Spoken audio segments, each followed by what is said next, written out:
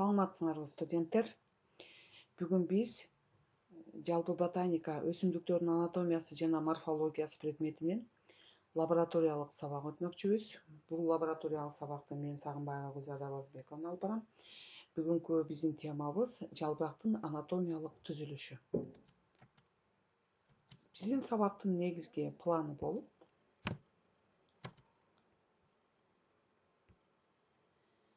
жалбырактын жабуучу тканын аныктоо. Биринчи план. Жалбырактын негизги паренхималык тканын аныктоо биздин экинчи планыбыз. Жалбырактын өткөрүүч тканын аныктоо биздин үчүнчү планыбыз болуп эсептелет. Биздин сабактын жүрүшү биз жалбырактын анатомиялык түзүлүшүн алышыбыз үчүн бизге жашыл хлоропластка бай болгон жалбырак керектелет. Мынакей жөнөкөй жалбыракты тандап алдык.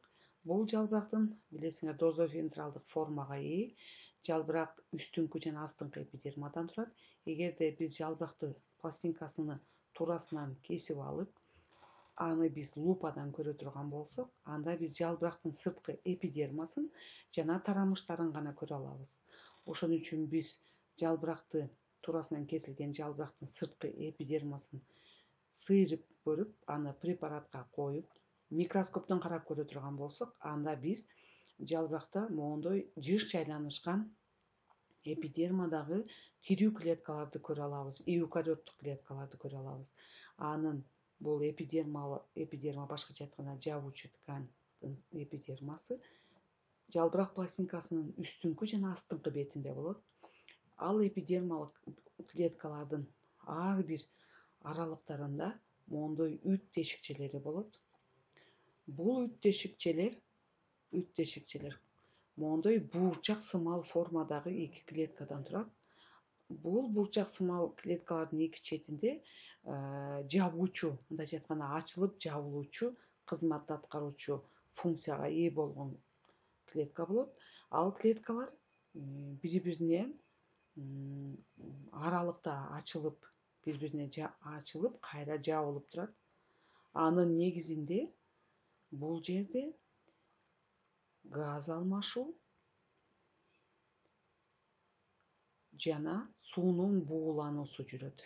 Мынакей көрүп тургандай, газ алмашуу жана суунун буулануусу жүрөт. Үт тешикчелер көбүнчө жалбырак пластинкасынын астыңкы бетинде көп жайланышкан. Бул дагы өсүмдүктөрдүн жашаган аймагына байланыштуу болот. Бул азыркы айткан эпидермадагы жабуучу ткан болуп эсептелет. Анын жалбырак пластинкасынын андан кийинки бөлүктөрүн карасак, ошол мына сары түстөгү эки бетинде турган жабуучу ткан болуп эсептелет. Анын астында жайланышкан бул клеткалар мамысымал клеткалар болуп эсептелет. Мынакей мамысымал клеткалар. Ошондой эле ушул мамысымал клеткалар көбүнчө хлоропласттарга бай келет. Мынакей бири-бири менен аябай тыгыз жайланышкан, кузотасынан кеткен мамысымал клеткадан болот. Анын ички бөлүгүн карап көрсөк, аябай көп хлоропластка бай келет.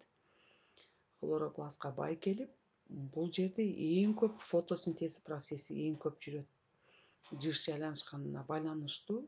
Андан кийинки анын астыңкы бөлүгүндө борпоң клеткалардын тобу жайланышкан.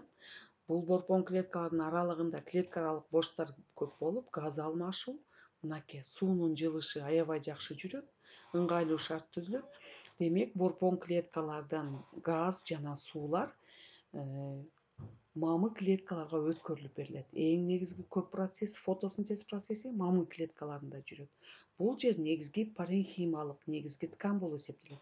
Андан кийинки бул көрүп турган бөлүк өткөрүүчү ткандын клеткалары, өткөрүүчү ткандын боочосу. Бул жерде флоема, ксилема жайланышкан. Мынакей жалбырак пластинкасынын тарамыштуу бөлүктөрү бүт өткөрүүчү боочолор болуп эсептелип, бул жерде суулардын жана глюкозалардын жылышы көрсөтүлгөн. Анда биз жыйынтыктап карап көрсөк, мынакей жалбырак пластинкасынын үстүңкү бөлүгүн эпидерма, жабуучу ткандан турган эпидермадан тыгыз бир катар жайланышкан, ал үстүңкү астыңкы бөлүктө жайланышкан. Ошондой эле тарамыштуу бөлүктөрүндө өткөрүүчү ткан жайланышкан. Бул билесиңер флоема жана ксилемадан турат. Андан кийинки ортоңку бөлүгү негизги паренхималык ткан деп аталат. Ал борпоң жана мамы-сымал клеткалардан туруп, негизги фотосинтез процесси жүрөт. Демек, биз жыйынтыктап айта турган болсок, анда бүгүнкү лабораториялык сабактын жыйынтыктасак, жалбырак негизинен 3 ткандан калыптанган экен. Мынакей үстүңкү жабуучу ткань, ал жерде үт тешикчелери жайланышкан. Үт тешикчелеринен башка түкчөлөр бар. Мисалы үчүн герандарды байкасаңар, түкчөлөр бар. Ошондой эле роза гүлүн карасаңар, кээ бир мисалы үчүн чалкандын жалбырактарында тикенекчелер бар. Ошол үт тешикчелерин жапкан тикенекчелер кактуста байкалат.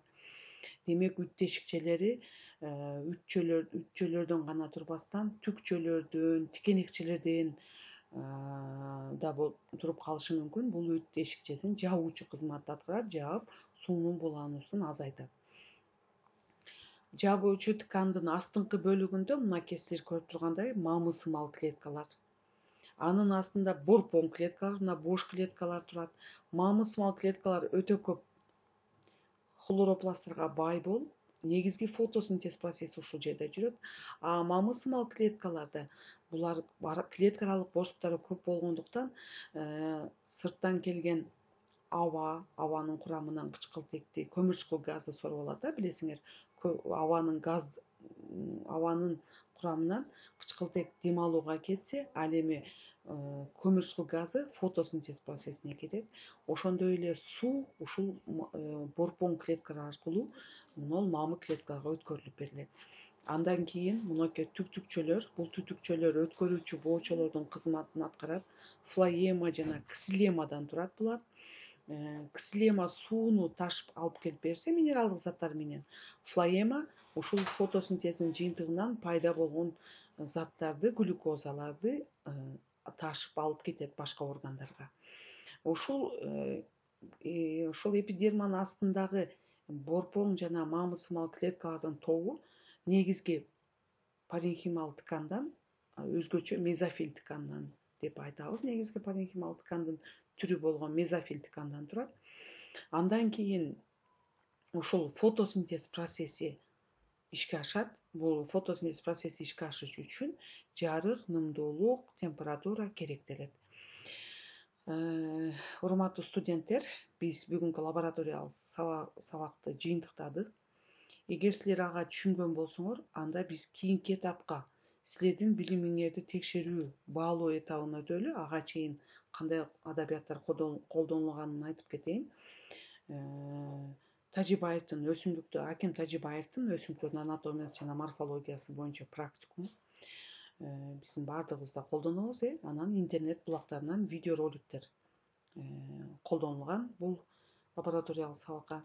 Анда биз баалоонун, силердин бүгүнкү алган билимиңерди баалоого өтсөк, анда силер бул слайдда карап тургандай, бул жерде хлоропласт көп жайланышкан бөлүк өсүмдүктүн жалбырак пластинкасынын кайсы бөлүгүндө хлоропласт эң көп жайланышкан, ал бөлүк эмне деп аталат деген суроо болуп атат.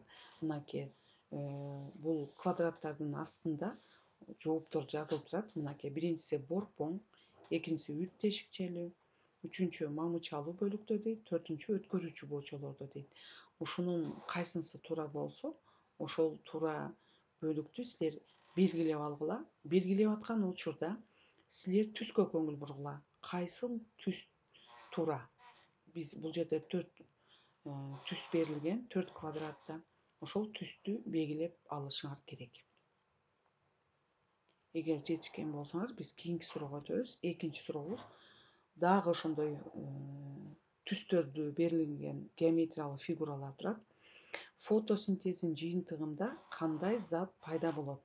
Фотосинтез процессинин жыйынтыгында кандай зат пайда болот? Акыркы затыны жазышыбыз керек. Бул жерде 4 вариант турат: суу, кычкылтек, белок, глюкоза. Сөзсүз туура жооп менен түстү белгилеп жазып коюшуңар керек. Анда биз кийинки суроого өтөбүз. Жетишкен болсоңор. Үчүнчүдө мындай суроо бар. Үчүнчү суроо мындай. Биз бүгүн жалбырактын анатомиялык түзүлүшүн байкадык. Ушул анатомиялык түзүлүшүн байкаган учурда эң көп хлоропластка бай болгон, башкача айтканда, кайсыл түскө бай болгон клеткаларды көрө алдык. Мен бир вариантын өзүм түшүнүп бере кеттим, бирок түс жөнүндө айтпадым. Кайсыл түс бүгүнкү жалбырак пластинкасында басымдуу болду? Ошол түстүн номерин жана түстү кошо белгилеп койсоңор жакшы болот. Анда биз андан кийинки суроого өтөбүз. Бул аябай жеңил суроо болду. Бүгүнкү лабораториялык сабакта жалбырак пластинкасынын анатомиялык түзүлүшүн көрдүк. Ушул анатомиялык түзүлүштү көрүп отуруп, бизде бүгүнкү жалбырактын негизги кызматы да түшүнө кеттик. Кантип ойлойсуңар? Фотосинтез процесси